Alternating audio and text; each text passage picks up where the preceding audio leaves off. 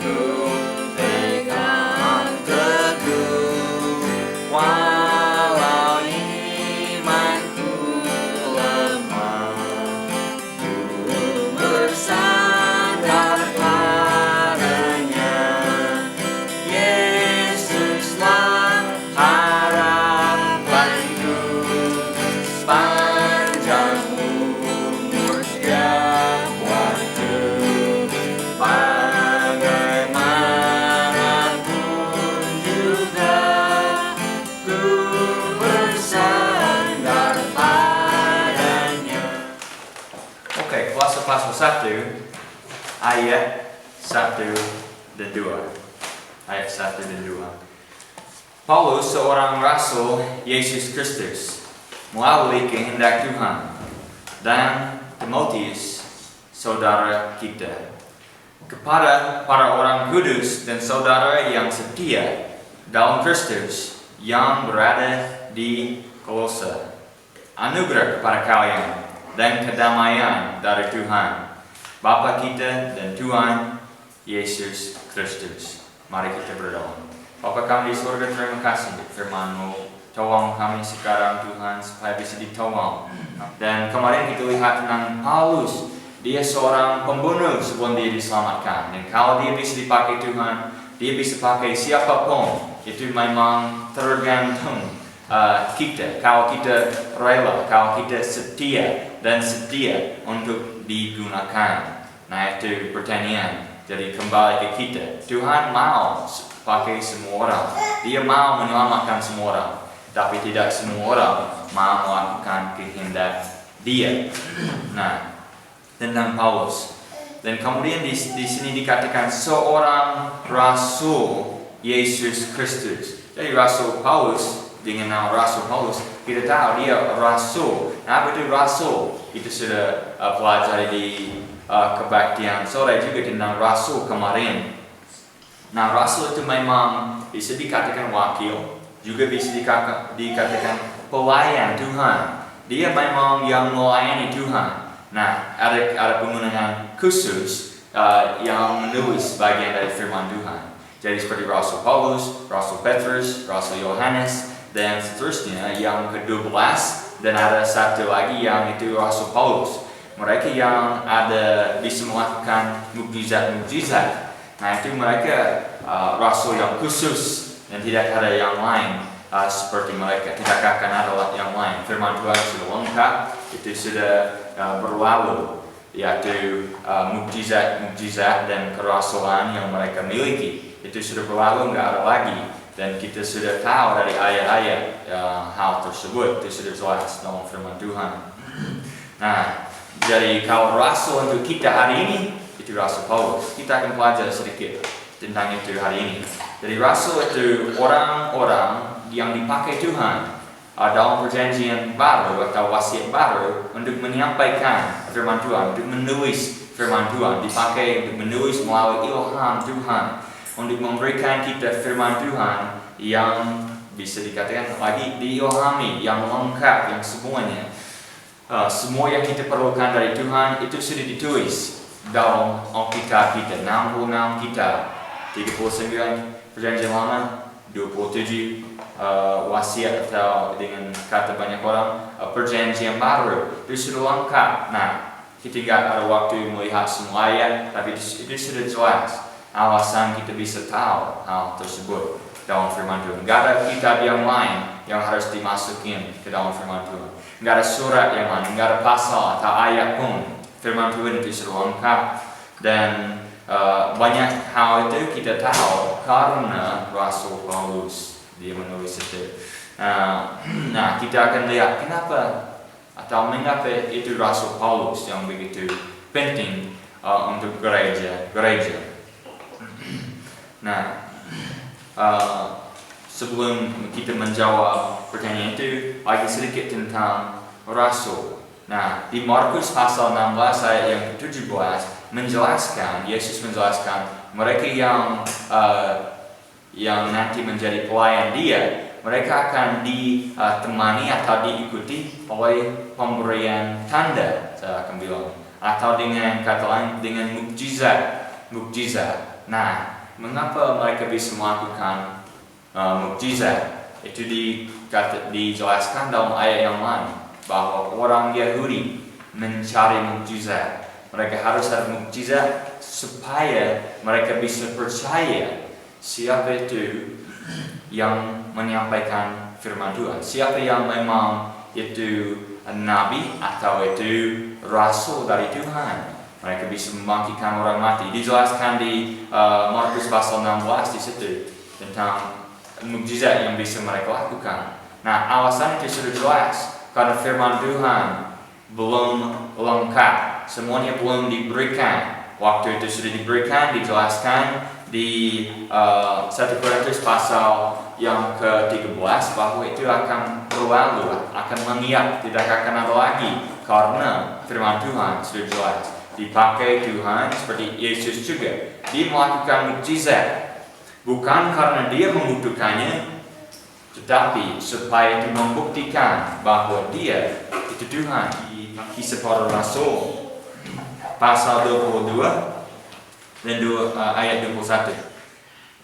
Di sini dan ia berkata kepada aku, pergilah sebab aku mengutus engkau, nah ini Tuhan kepada Rasul Paulus ya, mengutus engkau jauh dari sini kepada bangsa-bangsa yang bukan Yahudi. Tadi kata bahasa Inggris ada satu kata Gentile, itu artinya orang yang bukan Yahudi. Nah, jadi berarti Tuhan dari awalnya bilang ke Rasul Paulus, aku akan mengutus engkau jauh dari sini ke orang yang bukan Yahudi. Nah, coba lihat lagi. Nah, itu alasan bagaimana kita tahu Rasul Paulus dan surat-suratnya itu yang kita perlukan untuk tahu, supaya tahu ajaran gereja, apa itu dasar gereja, ajaran seperti apa, harus berkorban hari ini, harus membawa domba seperti di perjanjian lama. Bagaimana kita bisa tahu?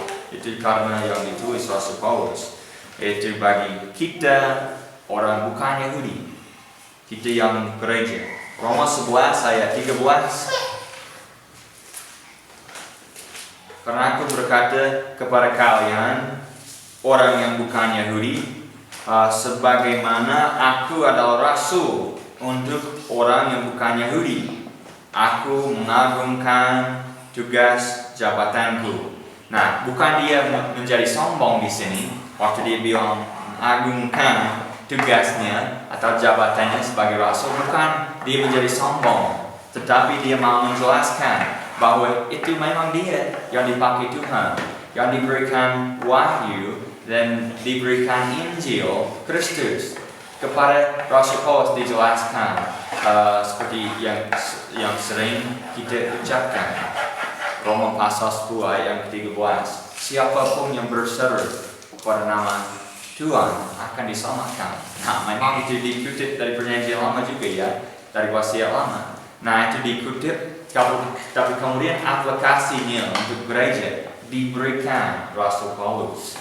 Jadi kita bisa menafsirkan atau bisa tahu ajaran yang bisa kita gunakan dari perjanjian lama karena yang ditulis Rasul Paulus. Kita bisa dapat banyak hal tentang pikiran Tuhan, tentang cerita di dalam perjanjian lama yang sering menggambarkan perjanjian baru. Semua menjadi bayangan di perjanjian lama untuk yang perjanjian baru. Dan kita lihat semua itu dan bisa yakin, bisa tahu karena kita yang Tuhan berikan lewat Rasul Paulus. Ya, penting sekali kita selalu ingat Rasul Paulus itu rasul untuk orang yang bukan Yahudi. Nah, itu termasuk kita. Berarti tidak ada rasul yang lain yang bisa memberikan kita firman Tuhan. Itu sudah, firman Tuhan sudah ada, ajarannya sudah ada. Dan seperti saya sudah jelaskan tadi, Kisah Para Rasul pasal 2, informasi yang diberikan di situ itu khusus buat orang Yahudi dan pada saat itu, karena waktu Yesus ada di dunia ini, dia ada tujuan, dia akan mati demi kita. Tapi dia juga sebagai Mesias, dia melakukan dia mengajar banyak tentang kerajaan Tuhan yang dinubuatkan, yaitu dia akan duduk di takhta Daud. Tapi kalau kita membaca keempat kitab yang disebut kitab Injil, apa di situ Yesus pernah diberikan takhta? Tidak pernah diberikan takhta. Dia tidak pernah menjadi raja, walaupun dia layak dan dia itu Tuhan, tapi dia tidak diberikan takhta. Nah, melainkan dibenci. Dan di akhirnya siapa yang berdiri bersama dia waktu dia disalib? Enggak ada. Ada beberapa murid dia yang lihat dari jauh. Ada beberapa wanita yang ada dekat salib yang menangis. Tapi enggak ada yang ikut dia sampai kematian. Mereka menjadi lihat ceritanya. Mereka menjadi bingung sekali bahwa pemimpin, gubernur mereka, Tuhan mereka sedang dibunuh, dan mereka menjadi bingung sekali bagaimana ini bisa terjadi. Coba baca dengan pandangan itu akan jelas bahwa mereka tidak pikir itu yang akan terjadi. Mereka pikir mereka ikut sama Mesias, dia menjadi raja. Nah, Petrus dan semuanya pikir seperti itu. Coba lihat kesaksian mereka, kata mereka waktu dia bangkit lagi juga bingung. Mereka nggak percaya dia sudah bangkit dari kematian. Mereka bingung sekali. Nah, itu karena tujuan Yesus sebagai Mesias dan sebagai sebagai dalam perannya menawarkan kerajaan dan tujuan mendirikan kerajaan Daud lagi, dan kerajaan dia yang dikatakan kerajaan Daud juga. Dan waktu ditolak, dibunuh, kemudian di Kisah Para Rasul pasal 2, Tuhan lagi menawarkan kerajaan. Karena pada saat itu Rasul Petrus, dia sudah mengerti, tujuan Yesus itu seperti itu. Dia memang dengan sengaja akan mati menjadi korban bagi manusia, untuk manusia. Nah, itu dengan sengaja Yesus melakukan semua itu. Baru Rasul Petrus mengerti semua itu. Kemudian dia menyampaikannya, mengkobarkannya di Kisah Para Rasul pasal 2. Dan itu khusus buat orang Yahudi lagi tentang kerajaan. Dan setelah itu lihat yang terjadi. Banyak orang Yahudi, kebanyakan orang Yahudi menolak. Puji Tuhan, banyakkan beberapa dan ribuan, bahkan ribuan yang diselamatkan. Tapi secara besar menolak lagi Yesus, tidak bisa menerima Yesus sebagai Mesias. Dan pada saat itu Tuhan melakukan sesuatu yang dinubuatkan, tapi dengan cara yang misteri dalam perjanjian lama, yaitu dia memberikan Injil kepada kita yang bukan Yahudi. Dia mendirikan gereja, tubuh dia dikatakan dalam firman Tuhan. Nah, dan siapa yang menjadi rasul kepada gereja? Itu Paulus. Banyak sekali ayat yang menjelaskan itu. Kita nggak ada waktu melihat semuanya. Tapi memang Galatia pasal 2 ayat 7 yang tadi dibaca sangat jelas. Rasul Petrus untuk orang Yahudi, Rasul Paulus orang yang bukan Yahudi.